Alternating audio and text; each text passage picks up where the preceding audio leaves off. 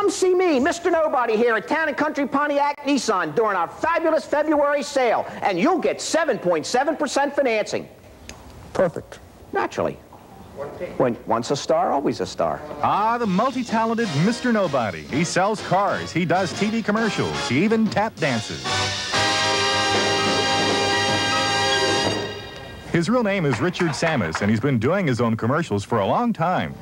Well, we went around and checking on people to do the spots, like athletes and everything, and at that particular time I was very new in the new car business. I'd come from a used car, and it was a big transition, and I just didn't want to spend the money.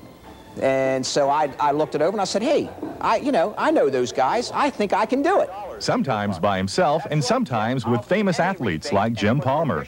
Doing Mr. Nobody commercials helped Jim break into broadcasting. And I think these are your brands too, Jim. He's still doing them, and by now he and Mr. Nobody have a special relationship. Mr. Nobody, I understand you have a large selection. Well, see that? Now, just look at him? Yeah. But should I look at the camera when we start? Yeah, you can be looking here when, when he starts, when Richard starts. Well, he scares me, though, when he says, you know. Well, I'll hold on to you. They won't see us. Richard began using the name Mr. Nobody shortly after his long career as a star in his own commercials began. Why? Well, it's an old joke, kind of like the joke on his tie clip.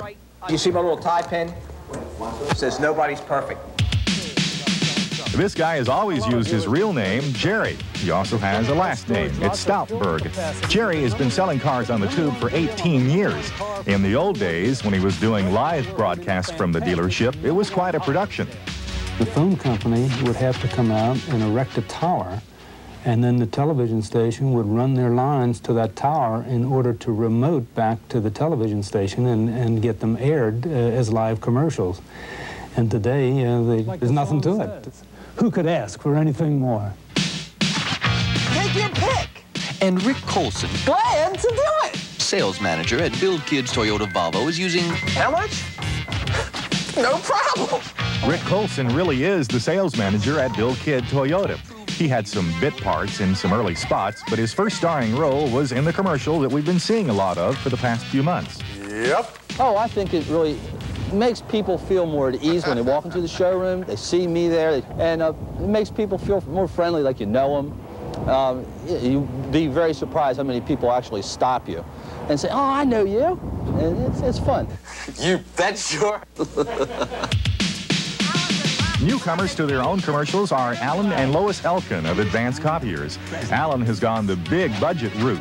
Rather than have him stand up and tell you about his business, he acts in stories made up by his ad agency. He and Lois were not thrilled when the Eisner agency told them they wanted to put him on TV. My first reaction was, why do you want me? And then decided it would be a good idea. We didn't like it a bit. It's kind of embarrassing. How many big bucks are we talking about? Byron Tucker is creative director at Eisner. A stand-up spokesman done in videotape, you're talking about total production dollars, probably about $8,000. And that's probably on the high side.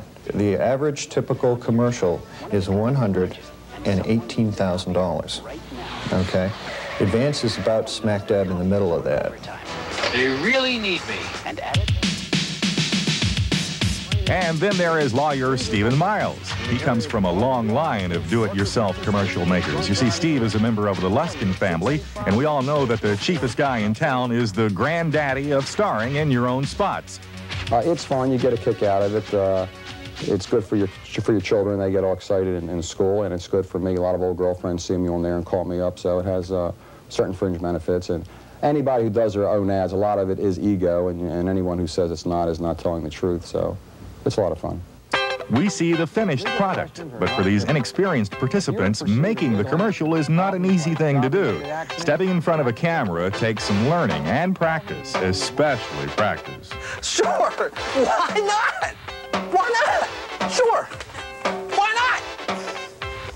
Why not? That was terrible. Well, I understand Mr. Nobody is doubling, offering double savings. Why not? I didn't like that at all. Ugh. But let's face it, these guys are stars and they get treated as stars. I'm very poor at carrying any money. I seldom have any cash, and first thing you know, I haven't got enough to pay for something, and the fact that they'll recognize you from television will go ahead and let you charge it and go on out. We were at lunch one day about 2 weeks ago, and someone walked up, ran up to Alan, we were in Timonium, ran up and said, "You can't eat, you have to come work on my copier," and took off. Last week I was shopping at the Giant on Bel Air Road, and the lady at the register indicated to me that I looked a lot like that lawyer Steve Miles, and I said that I was, and she said, "No, you're not really." And I said, "Okay, I'm not." They'll just come right up to you and go, "I know you, who the heck are you?" And I say, "Well, my twin brother lives in New Jersey, does those commercials. I don't know anything about it." We, being Jim Palmer and Mr. Nobody, would like to thank Evening Magazine for their curiosity looking into our profession. Jim, what do you think about that? This is a profession. I'm telling you, it's our profession. We're in trouble. There is life after baseball. That's all you need.